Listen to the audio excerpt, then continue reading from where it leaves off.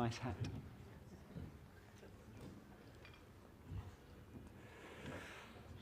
How are we doing for time?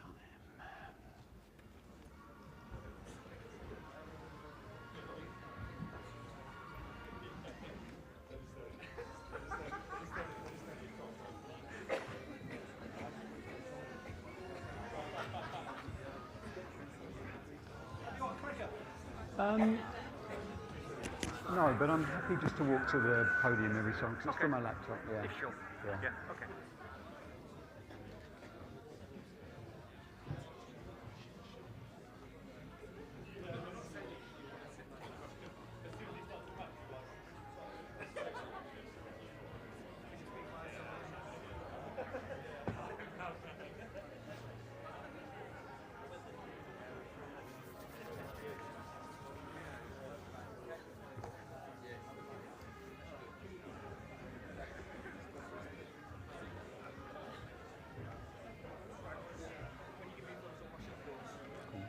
It's about time now, isn't it? So I'll give it another minute or so.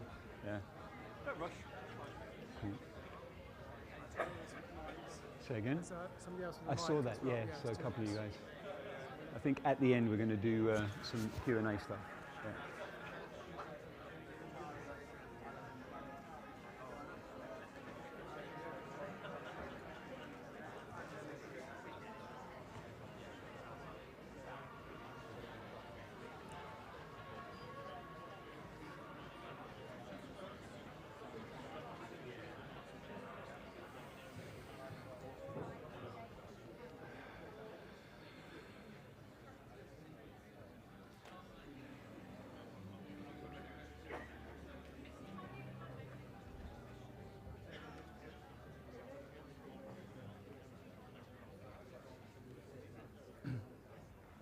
I don't know if you guys heard that music fading in the background, but that was the first track I saw to Skydiving. It was Boston, More Than a Feeling. I don't know if anyone remembers that, but that was back in the 70s.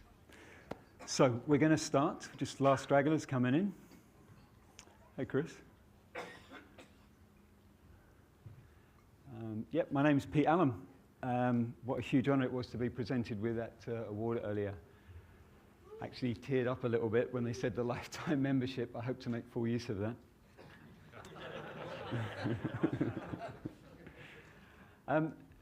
The topic this afternoon, for good afternoon, thank you so much for attending. I really appreciate it, I'm grateful. The topic is flocking, and the talk should be about 20 to 25 minutes.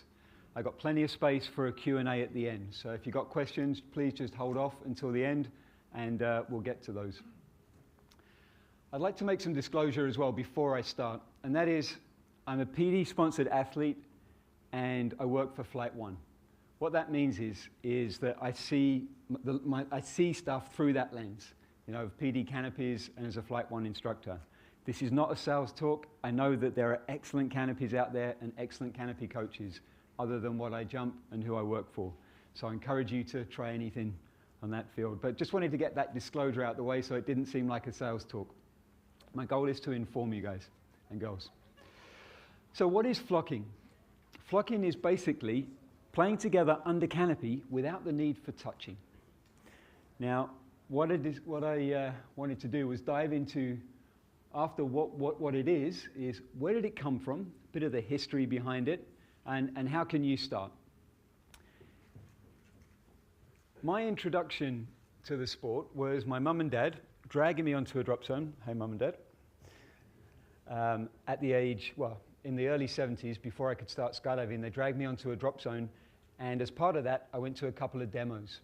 And one of those demos was by this team. Yep, that picture is supposed to be that bad quality because it comes from the mid-70s. That's the RAF Falcons. They used to do this demo. They still, we'll talk about that in a second, but they used to do the demo where they would fly together, no contact, close, and land this dynamic stack, no contact, of 10 to 12 people right in front of the public. And it blew me away as a kid, and I still think it did a really good job of presenting our sport to the general public. They're still at it to this day. I mean, their display, I think, is one of the best displays that you're going to see put in front of the public. And I was super fortunate to be with them on their pre-season training camp in California a couple of weeks ago. It was a real honor to spend some time hanging out with the boys and girls from the Falcons. It would kind of be rude not to mention CF, or crew, as it used to be called.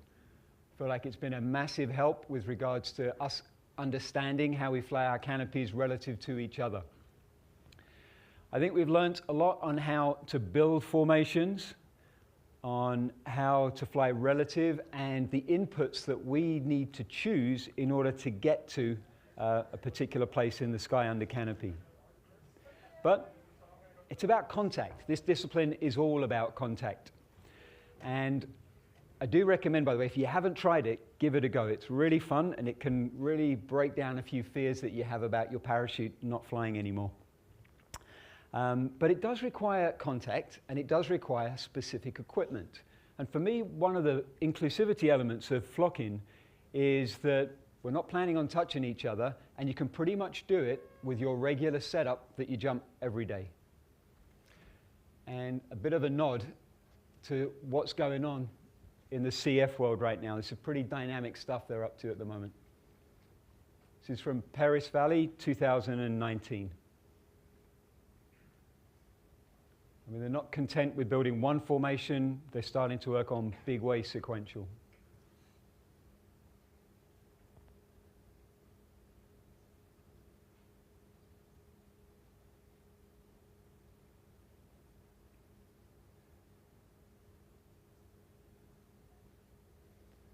This is just a short part of the video. They do about 6 or 7 points, like from this big wave. It's quite impressive to watch. So thanks to the CF brethren and sisters for bringing their information. Where else does it come from? Back in the mid to late 90s, I was doing four-way with my team, Sebastian Excel, and we saw another four-way team. After they'd finished their four-way, they would get together under canopy and they did a team landing. And that just, I was like, whoa, why aren't we doing that? So on our very next jump, and for the next 10 years, every jump we did as a team, we would get together under canopy, no contact, and land. And that really gave me a real love for flying relative to other canopies. It was safe as well, I felt, because I knew where all my teammates were at any point in time. And also, it felt like we were continuing on the flow and the synchronicity of what we were doing in freefall under canopy. It just felt like we were extending the amount of joy that we could get out of that skydive. Another key element in the history of flocking would be swooping, or canopy piloting.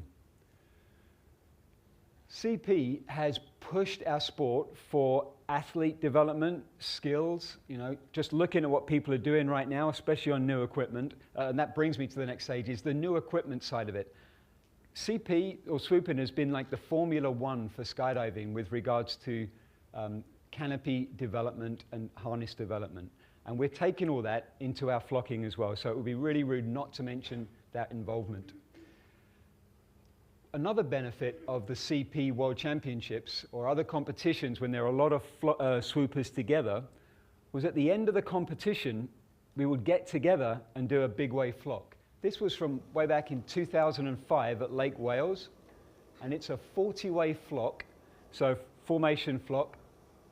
It's led by the PD Factory team and Icarus Team Extreme put this thing together. I just thought, like, one of the very first big flocks, I think, that would have happened on the planet without taking grips.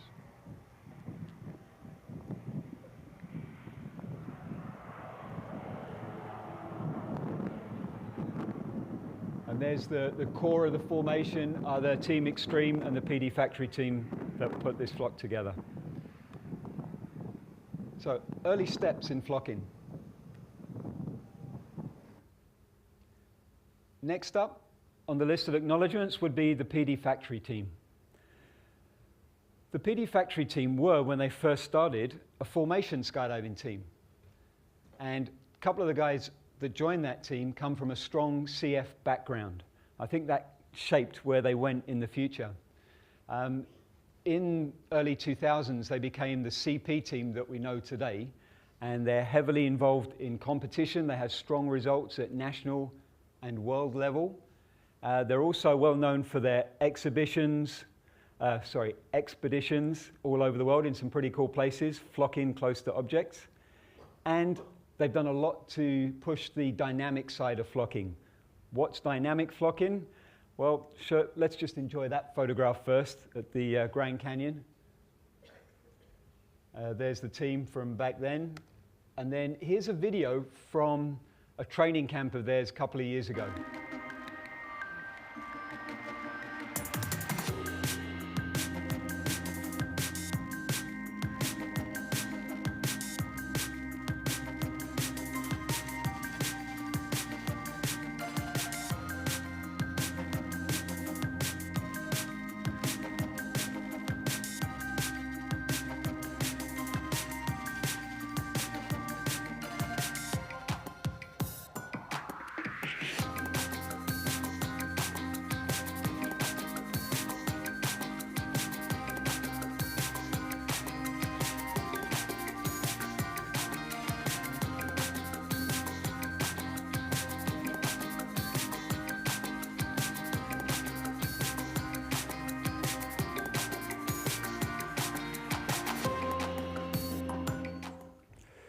So that's an introduction to dynamic flocking.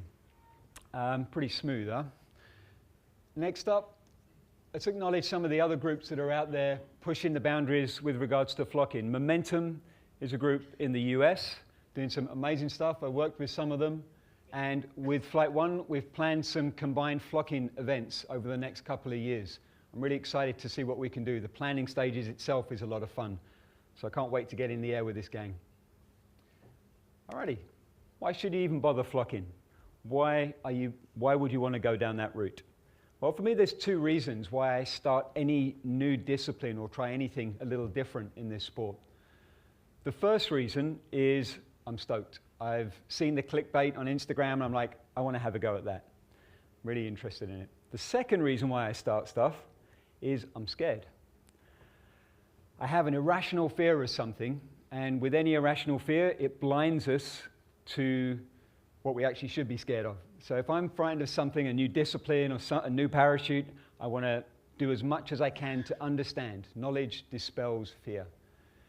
And do you not find it a little crazy that in our sport, we're happy to get out of a plane in free fall, be a few millimeters away from each other, flying up to 160 miles an hour, and really not worried about it? And as soon as we're under canopy, if someone's 50 foot away from us, it's like, whoa, see ya. You know, we just like can't wait to get away. And I'd like to change that up a little bit. And I think flocking's the route to do that. Okay, so how do we get started? I looked at the British skydiving regs, and right now, you're required a B license with 100 plus jumps to start doing canopy formation. I would say obviously pretty similar requirements for flocking. At Flight One, we recommend that you have attended a couple of basic canopy courses and approximately 200 jumps. And your first step, if you want to have a go at flocking, would be to get a coach and do some air-to-air. We do have a Flight One course that we've been doing for the last 10 plus years of teaching people how to do air-to-air safely. And what you're going to learn, whoever it's with, is safety brief at the beginning, figure out what the real dangers are, how to avoid them, and how to deal with them. Going to put a radio on you, two-way radio. Gets interesting at times. Pretty clear. It's like the Bluetooth stuff, Cardos, etc., that you use in motorbike communication.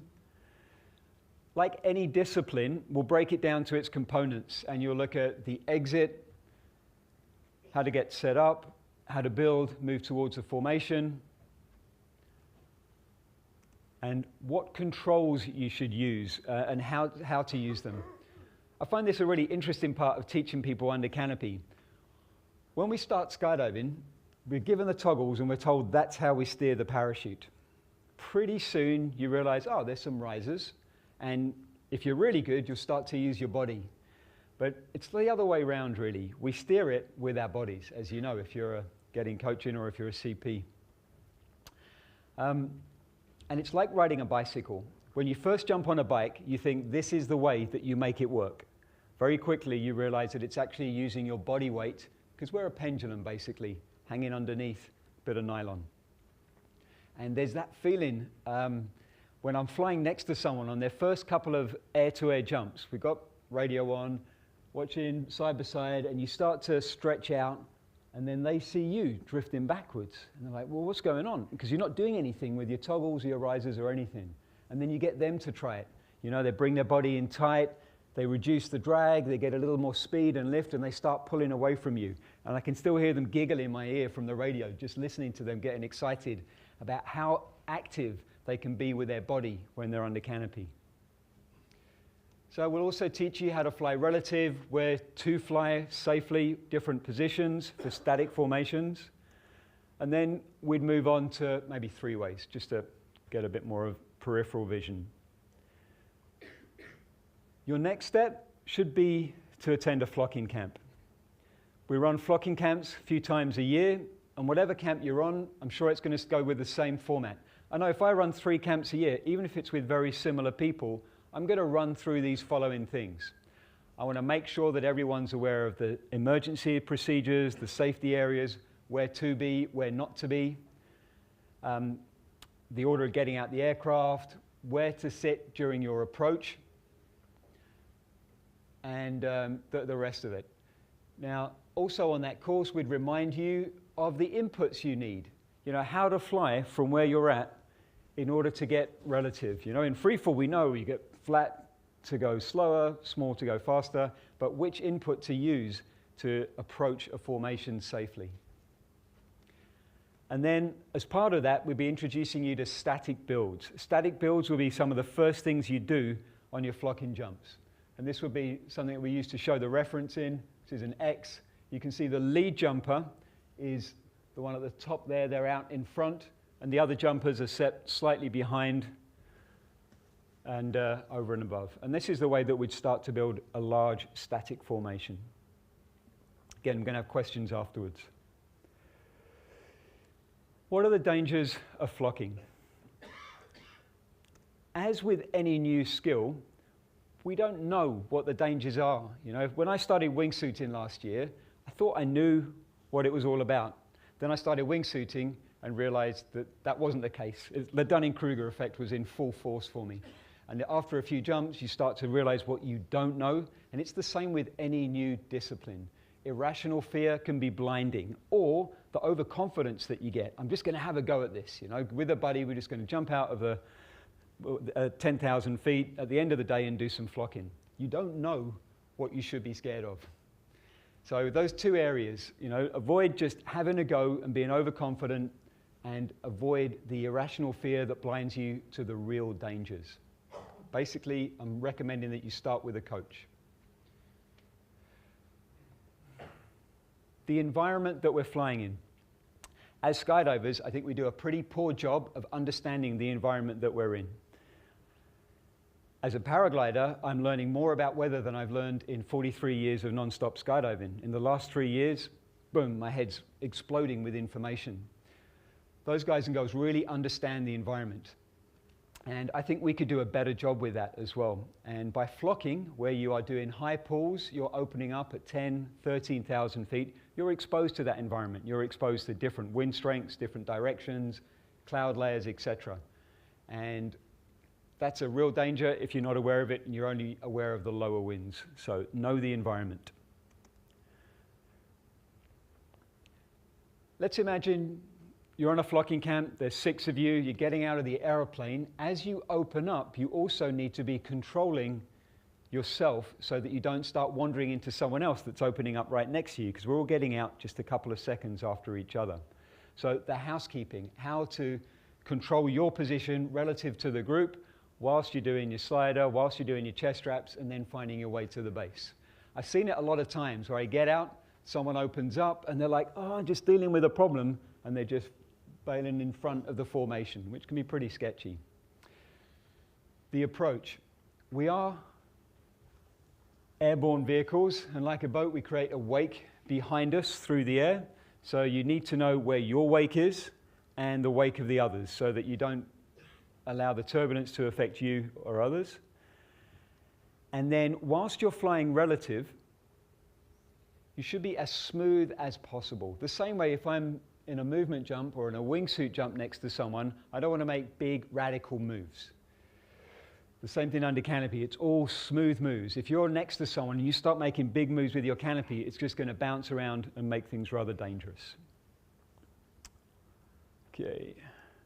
Next up, things that we don't want to see, wraps and entanglements. We need to have a plan. We don't want to wrap, especially with the modern canopies and how skinny the lines are. But if we do have a wrap and entanglement, we need to check the altitude, communicate with the other person, and through teamwork, figure out a solution. Yeah, and you learn all that as part of the process of learning the air-to-air. A flocking jump is mostly about what we do from exit through to break off, which is normally about 3,000 feet. And so after that, we actually insist, no big turns. We also say that maximum of a 90-degree turn, that's okay, and separate landings, unless the group is really experienced and they're comfortable, they can start to do maybe some 90-degree team landings. Because we're opening high and we're exposed to those upper stratas of winds, there is a chance for an outlanding. So if you're going to do some flocking, make sure that you understand all your outlanding options. We break it down into light and heavy wing loading camps. Wing loading, for those of you, I'm sure you all know, but just as a quick refresher, it's pounds per square foot, 150 square foot canopy, 150-pound jumper, it's a 1.0 wing loading. And your wing loading directly affects your horizontal and vertical speeds, vertical and horizontal. And we just create a parameter. It could be any parameter, but the camp that I ran just before Christmas was at a 1.2 to 1.7 wing loading. What kind of canopies you can use? Anything. Could be sapphires, crossfires, silhouettes, sabres. As long as it's compatible, similar wing loading within a parameter, no issues. The type of jumps would initially start off in those static builds. Just build in relative to someone, flying your slot, getting comfortable with it, and then as the group gets comfortable, moving between static formations to create like a kind of a sequential jump. We would then, with the light canopies as well, move on to some of the more dynamic dive flows.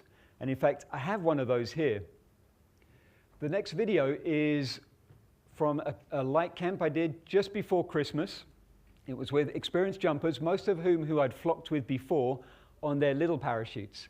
And they were really keen to try something with a Sabre 3. So I took my Sabre 3, 5 more, went down to this drop zone, and with the staff and a couple of fun jumpers, put together a weekend of flocking at that 1.2 to 1.7 wing loading. And this is just one of the example dive flows. No music, so I can talk you through. So that would be a static build. And then we kind of mesh through. Everyone's lined up. We don't have radio on this. This is just all done with body signals, just like you would in freefall. We can mic everyone up with radios. Sometimes I choose not to. Keeps the focus on the action. So we've just kind of meshed through from one side to the other.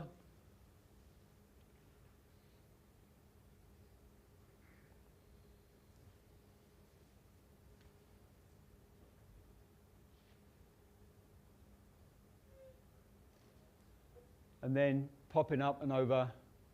And it goes on from there. You know, you can go over and under, through, around. We're only scratching the surface about what is possible right now.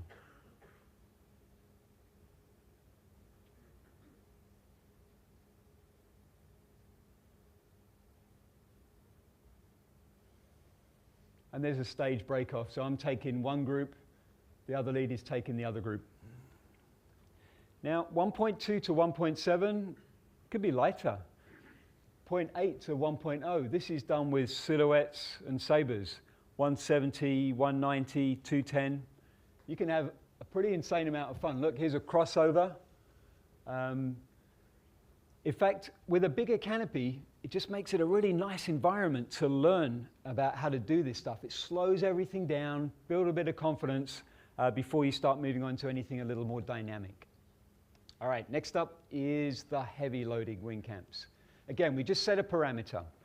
The more recent camps I've been running have been 2.2 to 2.9, and we're finding that the heaviest and lightest within that range can still fly relatively comfortable together. The sort of canopies could be JFXs, Velos, or the Schumann planforms, the Layers, the Valkyries, HKs, etc. And we can play with the equipment too. If we want to improve our range within that, we can add weight, we can change our clothing. I can wear something baggy that I get a lot more drag from, slows me down this way, gets me a little bit more pitch. Or I can put on tight clothing, which allows me to speed up, get a little bit more lift. Can also remove the pilot chute bag and slider, as in an RDS, if you want to get a little more speed, a little bit more lift. Or sometimes you can add it. You know, if someone needs to get a little bit more drag from that equipment, they can put their RDS back on. The jump flows are identical to the light wing loading. We'd start with static builds, just getting comfortable with each other, and then slowly but surely move to various formations, and then the more dynamic dive flow that you saw on those videos.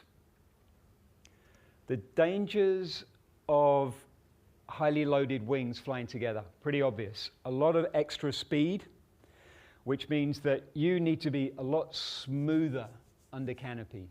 You know, you can't be jiggling the toggles around like that when you're close to someone. You know, when you're seeing this, you can see people in a variety of different body positions. Like I see Swoop down here in one position, Dewey in another, Ali, different position there, Josh and myself. We're all using our bodies to fly. Also, when you are given your canopy wraps and entanglement brief for a CF jump, or at the beginning of flocking, you're assuming that you didn't mind a line being wrapped around you. Have you seen the lines of these little parachutes? They're like cheese wire. You don't want one of those wrapped around you. So that's another element to take into account when you're thinking about flocking with a highly loaded wing. Again, as I said, we don't want to see big turns after a flocking jump. The focus should be on the flocking, and then afterwards, then you can start to think about the landing. A note on the landing: if you're jumping a heavily loaded wing, 2.2 to 2.7, it's all relative, 2.9, you're going to be under canopy for about 4.5 minutes if you open at 13,000 feet. Now that means you've got tandems, students, other big canopies around you as you're making your landing approach. So please be respectful of what's going on around you in the environment. So why flock? It's a hell of a lot of fun. For me, flocking is a way for people to drop the irrational fear they have of being under canopy and around others. It's also a way to improve your ability under canopy. For me, it's like tunnel is for free fall, flocking is for canopy. In the tunnel, you're next to your coach, they're giving you instant feedback. Under canopy, when do you get feedback? Virtually never, unless you're on a course or unless you're getting coaching for swooping. Whereas when you're flocking, you're right next to someone. You make any tiny move, you can immediately see the change in speed, lift, drag, whatever, of your wing. So every flocking jump, you are learning like it's like being in the tunnel. You're accelerating your learning, you're getting more comfortable and more aware of what's going on under canopy. Do you get it that I really like it? Cool. All right.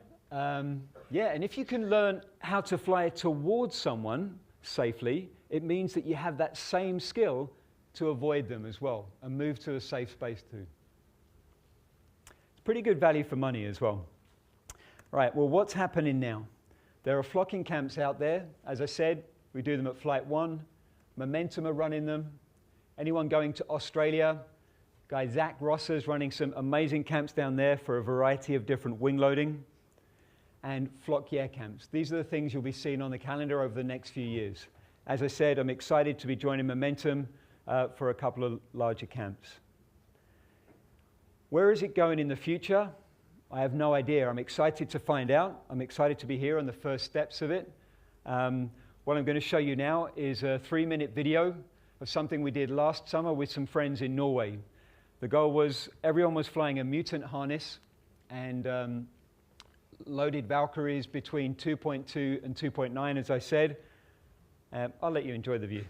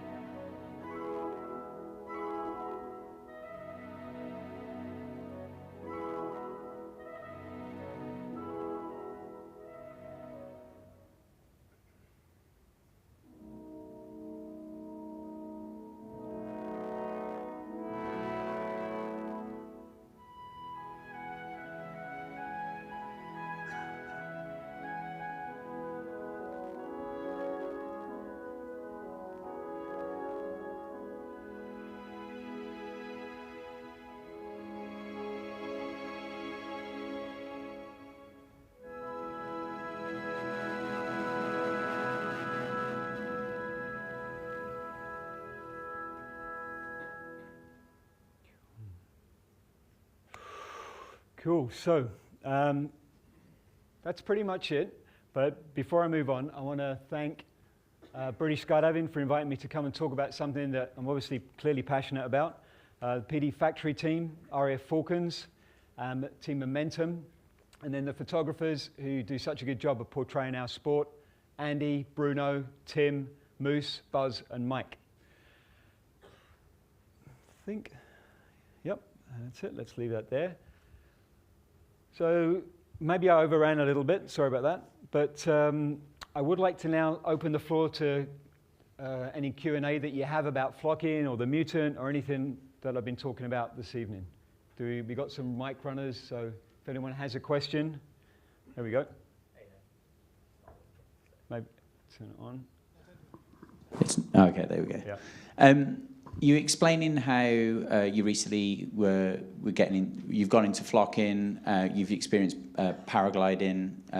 How would you compare the two? Because there seems to be more speed with flocking, especially in the heavy weighted arena, but there seems to be an overlap with the two. So how would you separate the two experiences? As somebody who's been an expert or close to an expert in both of those areas. Right. Well, although I consider myself an expert in skydiving, I do not consider myself an expert in paragliding, but I have been doing it with full-on for the last 3 years, so I do have a point of reference. I think paragliding is one of those sports that's going to take a lifetime, like I'm finding skydiving is as well, to learn. They're two totally different sports. What I do under my paraglider, it's a 23-meter wing. It's massive. I fly it like I do with my Mutant. It flies very, very differently, very different response. And as you say, the flocking that I'm doing at the highly loaded is more like a speed fly kind of wing, you know, and everything that you do with your body is super important. It's got to be very smooth. So to me, they're chalk and cheese, but because they use this, it's like driving a Formula One car or a motorbike, you know, or a different type of car. It's still driving, it's still flying, and there is some cross-pollination, some cross-training between them. So if you are interested in flying a wing, I encourage you to try paragliding as well.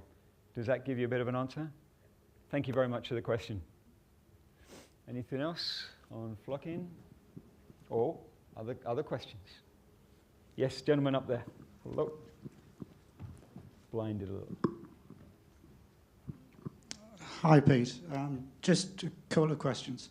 And they're fairly fundamental, fairly simple ones. Quite simple bloke, really. The type of canopies which you used, I fly a 7-cell and have been for about 30 years now, really. So the mix of, because the majority 9-cell, so would there be a problem between 9 cells and 7 cells, or is it all about wing loading? There is a difference in performance for sure, but there is a crossover. It's like that Venn diagram where your wing with your wing loading and another, you know, a 9-cell version of your wing with a similar wing loading, there will be a crossover where you can fly comfortably together. So if you want to stay with your 7-cell, great, stay with it. We'll find something that'll work. Oh, the mic has just dropped out. Hello? Yep. Right. I presume someone must take a lead in relation to timing the whole operation from the beginning of the formation until break-off. Is that right? Exactly. For those of you who've done some great questions, thank you. The movement jumps, there's always a leader generally that's leading the charge on a wingsuit as well. It's very much the same with flocking. The leader would tend to go out first, could also be last, but tend to go out first, and everyone else would formate on them. And then in the lead, if I'm flying in the lead, my goal is to fly smooth on a very easy to follow, easy to fly with, where people can go a little bit faster or a little bit slower. And then I would be giving the signals. So if we're going to do a turn, I'd let people know a turn was coming up, or they'd see my body leaning to one side, or break into the next point. So yeah, there is always a leader. And that sometimes goes to 2 leaders. If the formations get big, instead of having a lead like this, we'll split to a 2-person lead. And then there'll still be a main leader from there. Thank you for your questions. Yeah. Jim. I'm curious, for an introductory flocking course at Flight 1, how many days, how many jumps are programmed, weather permitting, and what kind of estimated cost? Okay, so there's a flocking camp, and again, I didn't want to make this a sales talk, Jim, but thank you for the talk. But that could be go for any camp that anyone is running. I'm sure I know it's the same format because I've organized it at some of these other camps. On a flocking camp, first of all, you need to have done some air-to-air before you show up and before you register. When you're on the camp, they're either 2 or 3-day camps generally. The cost is very much like going to a free fly camp or a load organizing. It's approximately 100 and something per day for the coaching, plus your jumps and a share of the coach's jumps. Thanks for the question. Anything else on the physics of it, or yes?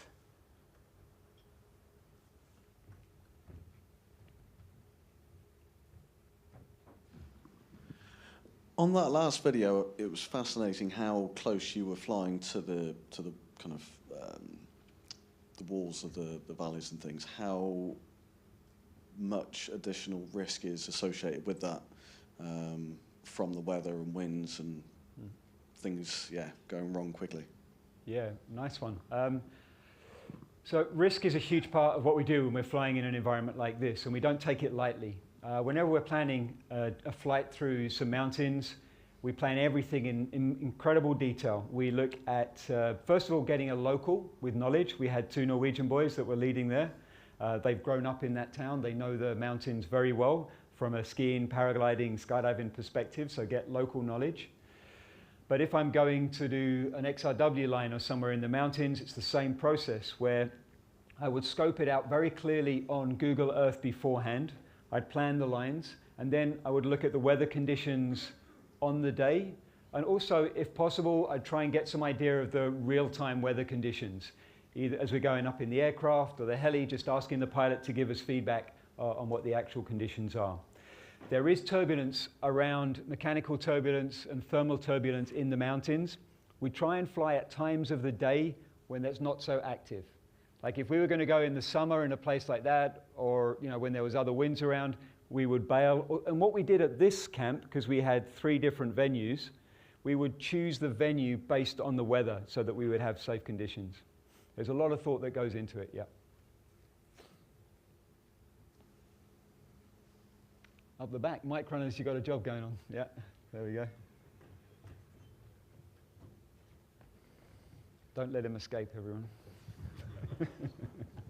That 5-way formation that you showed a picture of, the middle person was staggered out in front. Could you explain the staggering and sort of the 3D positioning you mean of like the formation? X? Yes, the X. Yeah, the X. So I think I've got a couple of different... So there's that image there, that one you mean.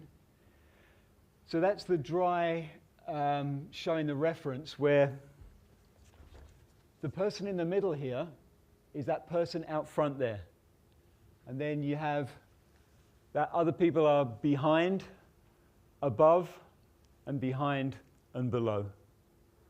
The goal there is that the leader is out in front and can make any moves, that the lower jumper is clear, there's no turbulence, and the same with the upper jumper. And the 2 at the back, they're pretty much over and under each other, leveled up. So if I look down, I should see the leading edge of the canopy below my feet. Flip it on, maybe, is it? Not turn it off. There we go. Yeah. Is it just a sort of visual orientation thing then? Yeah, visual orientation, exactly, yeah. Like if you're flying in a free-fall jump, just where your slot is, where your reference is, exactly the same thing there. Like if I'm one of the side jumpers on this, there'd be the leader out in front, and then the 2 side jumpers there, you'd be lined up like this. I wonder if the momentum picture had...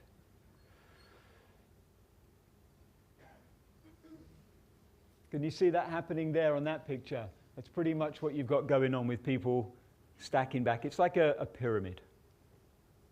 Does that help you?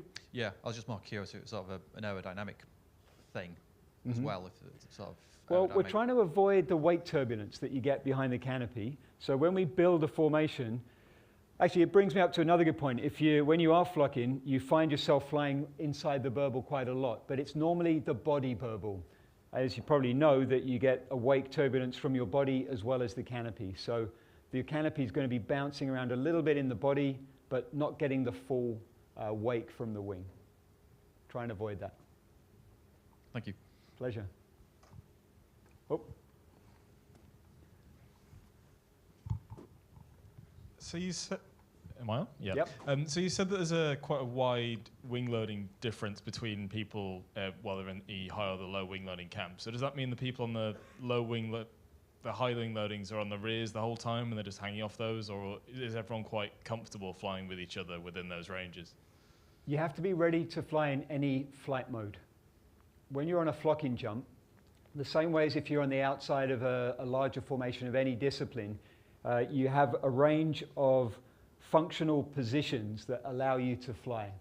If someone is, on the rears, maxed out, and they're leaning back in their mutant harness the whole time, like you might have seen me, that means that I was really having to work at that moment of the jump. It could also be the inverse. I could be on brakes. In fact, looking at this picture here, you can see most people are on a bit of brakes, which is nice because they've got range. Yeah, if we've got someone leading the jump on full speed, that means it's going to be really hard for everyone to stay. So we tend to put it on some brakes and to give everyone a bit of range from there. Yes, if you are at the heavier wing loading, you might be flying more in brakes or rears, but you'd also be using your body position too. And a note on that, if you're flying your canopy in a flight mode, that doesn't mean that you need to use your strings to make it turn or roll, yeah? That you're using your body to make it roll and yaw.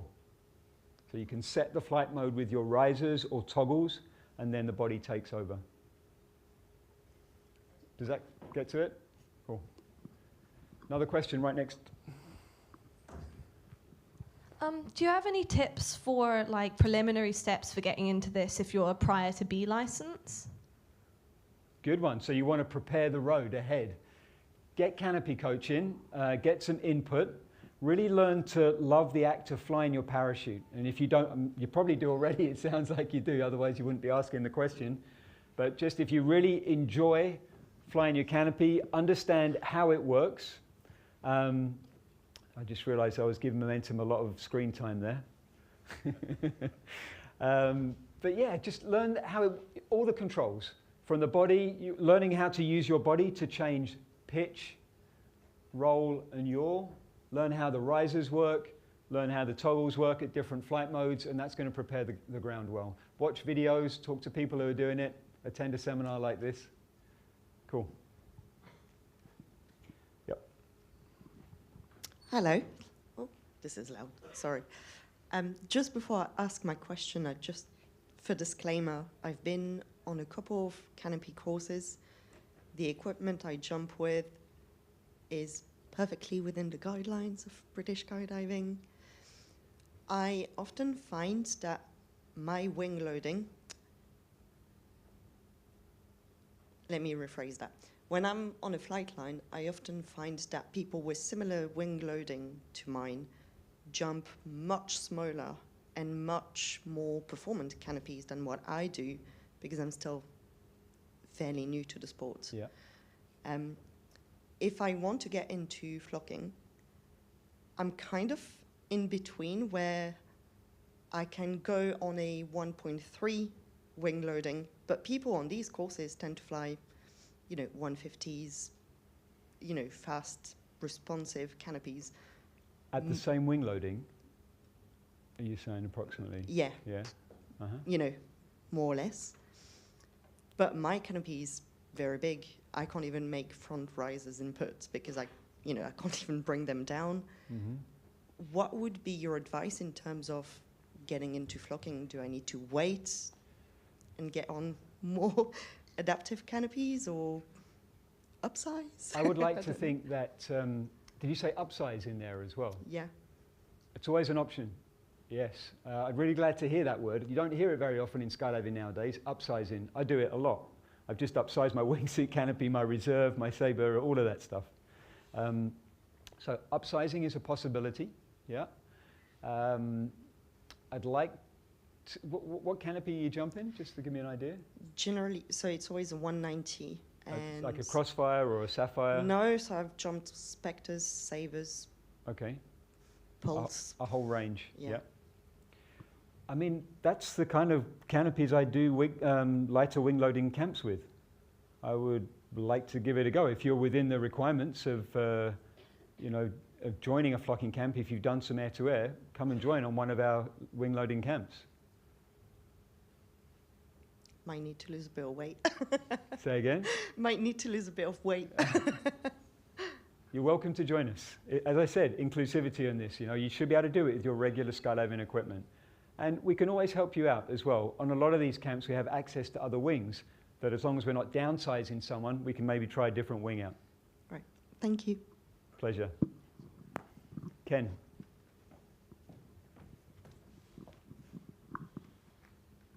There's a question really about when you're planning a formation. Are you positioning people so that they sort of default to a place of safety, like in terms of you make it such that the person's having to work to stay in position, and when they stop working, they separate?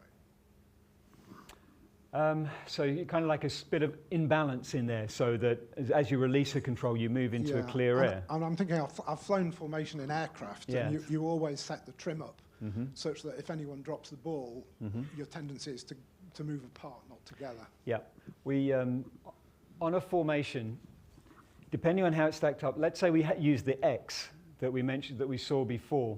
If there's the center of the X, there's the upper echelon, the lower echelon. They have very clear exit strategies. So for me, if I'm the leader, my exit strategy is forward and out, and I'm on a little bit of brake, so I can do that. And with my mutant, I can pop out the way. The up levels, so this person would be up and left, this person up and right, down and right, down and left.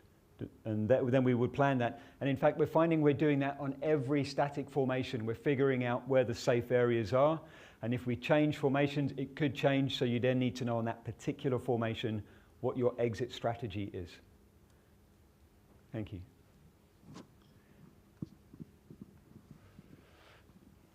Cool. I think we're good. Any other questions? Well, thank you very much for your patience and your questions. It's been super fun talking about it. And get in touch.